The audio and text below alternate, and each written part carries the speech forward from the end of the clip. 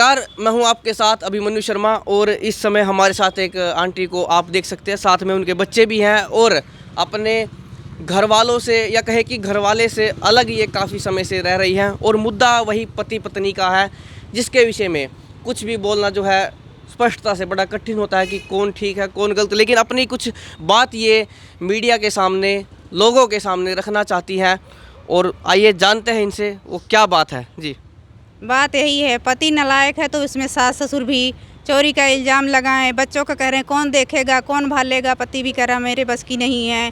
फिर मेरे पिता तो मुझे ले गए, अब गहने के चोरी मुझे लगा रहे। मेरे पिता को बुला के मारे पीटे और मेरे पिता एक्सपायर हो गए, अब मेरे को चोरी लगा रहे हैं। फिर भी मेरे जेठ और ननद मिल के बेची है और यहीं पे हमारे जेठ रहते हैं। कहते हैं उनको बताना नहीं, 1 महीने से ज़्यादा हो गया, कोई फ़ोन भी नहीं किया कि हाँ ये सच है, घर में समझो। अब करें कोई किसी को बताना नहीं, घर की बेइज्जती घर की होनी चाहिए। जब मेरी 13 साल से हो रही तब इसको किसी को नहीं पता। यहाँ तक के गांव वाले, मेरी सास ननद मुझे मारने दौड़ी, मेरे पिता को बुला के वहाँ मारे पीटे और जेवर मेरे ही घर में है। मुझे यही चाहिए कि मुझे इंसाफ चाहिए, मुझे मान सम्मान के साथ मेरे घर में मुझे मान सम्मान चाहिए। मुझे 13 साल से चोरी का इल्ज़ाम लगा जो मैं करी नहीं और मैं नहीं डरूंगी। मेरे देवर और मेरा पति कह रहे हैं कि किसी के सामने कहोगी तो मारी पीटी जाओगी। नाम क्या आपका? जानकी देवी। शादी को कितने साल हो चुके हैं? 15 साल होने वाले हैं, जून आ जाएगा तो। आप कहाँ की रहने वाली हैं? यूपी सुल्तानपुर के छोटे से गांव में पसियापारा और पोस्ट है नारायणपुर कला। शादी कहाँ हुई आपकी? शादी अम्बेडकर नगर जिले में ग्राम जिंदासपुर से हुई है। मेरे पिता का नाम महावीर था, वो एक्सपायर हो गए हैं। शादी हुई कैसे थी? अरेंज मैरिज थी? क्या कुछ बात हुई थी उस समय? शादी मेरे बहन और बुआ के लड़के करवाएं कि सा लड़का सांवला तो है मगर इज्जत करेगा, शादी के बाद तेरा ख्याल रखेगा, तू शादी कर ले। मैं गरीब की लड़की थी, मेरे पिता सोचे बड़े दामाद हैं, बेटी हैं, उनके कहना मान के शादी कर दिए। और जब बात शादी से शुरू हुई, शादी में भगाने लगे। मेरी सास बोली दहेज नहीं लेके आई है, कैसी बहू है। और फिर मेरे पति कह रहे हैं तू चली जा, तू कैसे आई है, घर से भगाने लगे। मैं कहा मुझे बारात लेके गए थे, शादी करके लेकर, मैं ऐसी नहीं आई थी। जो आपके पति हैं उनका क्या नाम था और वो क्या करते थे? वो भी कारपेट में है, छोटा मोटा अपना ठेका चलाते हैं। मेरे जेठ भी चलाते हैं। आप कह रहे हो नालायक है, लेकिन वो ठेका चलाते तो कुछ ना कुछ तो पैसा आता होगा उनके पास। तो पैसा आता है, जब हमें नहीं दे रहे हैं तो हम यही कहेंगे। अब कहाँ है वो? है यही, अभी साथ में है। मैं कही कि मुझे अब मारोगे पीटोगे। मेरे पिता बोल दिए आखिरी पल में कि अब तुम्हारा परिवार अपना परिवार देखो, और नहीं रखेंगे तो भी हम कह रहे हैं हमें मारोगे पीटोगे, हम फिर केस करेंगे। क्या पता इस डर से किस डर से देख रहे हैं। फिर भी मेरा ना इलाज करवाए ना कुछ। मेरा अपना ऑपरेशन खुद सिलाई करके करवाई। मेरे ससुर बोले कि मैं करवा देता, जब वो 13 साल से मुझे चोर बना दिए। मेरा ससुर क्या इलाज करवाएंगे। यहाँ कहाँ रह रही हैं आप? यहाँ रह रही हूँ बधावाराम कॉलोनी के बगल में, विकास नगर। कितने समय से? यहाँ तो पहले तो रहती थी उधर, फिर थोड़ा दुख परेशानी होता मेरे पिता बुला लेते थे। मैं कहती थी मैं अपने पति के साथ रहूँगी, कितना दिन घर बर्बाद करके रहूँगी। कह रहे चल कुछ होगा तो मैं बताऊँगा। यहाँ मारते पीटते थे, धमकी देते थे। मैं पापा को बोलती थी, पापा मेरे कहते थे मुझे मेरी बेटी को वापस भेज दो, मैं बेच नहीं दिया हूँ, तुम्हारे यहाँ थे। यहाँ आप अपने पति के साथ रह रही हैं, यहाँ ठीक ठाक रहते हैं वो? कभी ठीक रहते हैं, कभी मारने पीटने, कभी रात में गला भी दबाने लगते हैं। बच्चे हमारे बचाते हैं दोनों। लड़की बोलती है तो उसको मारने दौड़ते हैं। अब आप क्या कुछ चाहती हैं अपने पति से? पति से भी चाहूँगी मेरी भी जिम्मेदारी उठाएं। मैं भी एक औरत हूँ, उनकी भी बहन बेटी है। उनकी भी बेटी हमारे पिता पे और माँ पे इल्ज़ाम लगाई कि अपने भाई और बहन के बचाते हुए। जो आप कह रही हैं कि पति ठीक से नहीं रहते, ये शादी के कितने समय बाद आपने देखा कि? शुरू से ऐसे ही रह रहे हैं। फिर भी मेरे पिता कह रहे हैं कि शादी के बाद धीरे धीरे सुधर जाएंगे। अभी ऐसा हो रहा परिवार में, फिर एकता आती है। आज तक कोई एकता आई नहीं। ऐसे लगते लगते हमारी तो ज़िंदगी बर्बाद हुई। अपने बच्चों को देखभाल करें, हम यही चाहते हैं, और हमारी भी जिम्मेदारी उठाएं। आज तो मैं कर रही हूँ, कमा रही हूँ, करवा रही हूँ अपनी इलाज। कल के मेरा हाथ पैर कुछ हो जाएगा, मैं कैसे इलाज करवाऊँगी। ये बताइए, आपने किसी से बात करने की कोशिश की? जैसे बिचौलिए होते हैं या फिर घर परिवार में या फिर आसपास में कोई ऐसा आदमी होता है जिसकी शर्म करते हैं, मान लेते हैं बात, तो उनसे आपने बातचीत करने की कोशिश की?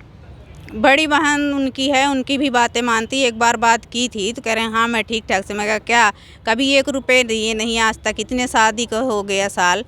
कभी बच्चों को भी ध्यान से नहीं ख्याल रखे। फिर थोड़ा बहुत करके पढ़ा रहे हैं, थोड़ा बहुत मैं भी कर रही हूँ, घर में भी हेल्प कर रही हूँ, बाहर भी हेल्प कर रही हूँ। कभी ऐसे हो जाते हैं कि मारने पीटने पुतारू हो जाते हैं। और अब जब जेवर की बात सच्चाई चली कि हाँ मेरे जेठ हो, तो जानते थे फिर भी छिपाए, फिर भी उनकी पत्नी नहीं हूँ जो ये 13 साल से मुझे चोर बना दिए। कहीं भी जाती हूँ, सास ननद की सास भी बोली अपनी जेठानी का पाव जेब बेच दी। जब सारे बेचे हैं तो मुझे क्यों चोरी लगा रहे हैं? अब आप चाहती क्या हैं? मैं यही चाहती, मुझे इंसाफ चाहिए। मुझे जो चोरी का इल्ज़ाम लगाए हैं, मेरे जेठ बेचे हैं, मुझे इंसाफ चाहिए। और मैं भी अब मैं भी नहीं डरूंगी किसी से, ना मारने ना पीटने का। मार डालेंगे तो भी सही, जिंदा रखूंगी तब भी सही। अब मैं जाऊंगी मई में, अप्रैल में, लास्ट मई में मेरे देवर की शादी है। अगर वहाँ इकट्ठे हुए सारे गांव वाले भी नात बात, अगर मेरा इंसाफ दिलवाएंगे, नहीं जो मेरे समझ में आएगा मैं भी करूँगी। आपने कोई पुलिस कंप्लेंट किया? ना, मेरे पिता कहते थे कि जा जिस घर में रहना है उस घर में किस लिए लफड़ा करेगी। आज नहीं 10 दिन बाद समझेंगे, 10 साल बाद समझेंगे, अभी तो मैं जिंदा हूँ। चलिए, पिता की इनके की मैं ज़रूर तारीफ़ करूँगा, बहुत अच्छी बात वो कहते थे। और मुझे लगता है आप ये चाहती हैं कि आप अपनी तरफ से स्पष्टीकरण दे रही हैं कि मैंने चोरी नहीं की। आप उस आरोप से, उस इल्ज़ाम से आप बचना चाहती हैं। हाँ, और ये बात भी सच है। मेरे जेठ भी बोले, आदमी भी बोले कि जाने दो। मुझे कहा कि पता था, मैं कहा बताना चाहिए ना किसी का। मेरे पिता आखिरी पल गिन रहे थे, मेरा हाथ उनके हाथ में फिर दिए कि मेरी जिम्मेदारी ख़त्म हो गई। देखो उस समय मेरे पिता से नहीं बताएं कि तुम्हें मारने दौड़े। हमारे पिता, मैं नहीं था वहाँ गाँव में, पानीपत था मैं, मेरे पिता थे, मेरी छोटी लड़की थी, घर से निकाल दिए थे। और फिर भी बताना चाहिए कि हाँ आपको उनके आत्मा का शांति मिले। सच्चाई तो बता दूं, सच्चाई नहीं, फिर भी हमारे पिता जानते थे जिसका चोरी होता है या तो पुलिस केस करता है या तो खुद छानबीन करता है, हाथ पे हाथ रख के, कभी शांति से नहीं बैठता है। ये बच्चे आपके हैं? हमारे हैं दोनों बच्चे। 2 ही बच्चे हैं आपके? क्या ये पढ़ते हैं अब? पढ़ते हैं अमर ज्योति में। चलिए, एक बात तो मुझे इस मामले में बड़ी अच्छी लगी। अक्सर महिलाएं आती हैं और बड़े बड़े आरोप लगा देती हैं कि दहेज मांगा जा रहा है या फिर छेड़खानी की जा रही है। ऐसी 10 बातें होती है, लेकिन इन्होंने वो आरोप नहीं लगाए। केवल इन्होंने, और पुलिस कंप्लेंट भी नहीं की। इनके पिता की भी बात बड़ी अच्छी लगी और केवल इतना इन्होंने कहा कि मुझे उस आरोप से मुक्त होना है, उस अपराध का जो आरोप इन पर लगा है कि इन्होंने चोरी किया, उससे केवल ये मुक्त होना चाहती है। और यदि 13 साल से ये रह रही हैं तो फिर मैं सह भी रही हूँ। मेरे बच्चे भी जानते हैं कितना मारते पीटते थे मेरे पति, ईंटा अद्धा कुछ नहीं देखते थे। और मेरी सास भी मरवाना चाहती है कि मार देंगे, मर जाएगी, दूसरी बहू लाएंगे। मेरे पिता भी कहते थे मर जाएगी तू मेरे साथ चल। मैं कहा मर जाऊँगी। शादी करके आती बेटियाँ ससुराल में डोली से, जाती है अर्थी में। मेरा यही नसीब है तो यही मैं। मेरे पिता भी करें तेरे नसीब में यही लिखा, क्या करे। और फिर आखिरी पल में कहें कि मेरा भांजे मुझे धोखा दिया कि इतने घटिया इंसान के घर में शादी करवा दी है, मुझे नहीं पता था। चलिए, ऐसी औरतों को ही सती सावित्री कहा जाता है। यही औरतें जो है घर बसा सकती हैं। और मैं इनके शब्दों की जो है तारीफ़ ज़रूर करूँगा, प्रशंसा के योग्य इनके शब्द हैं।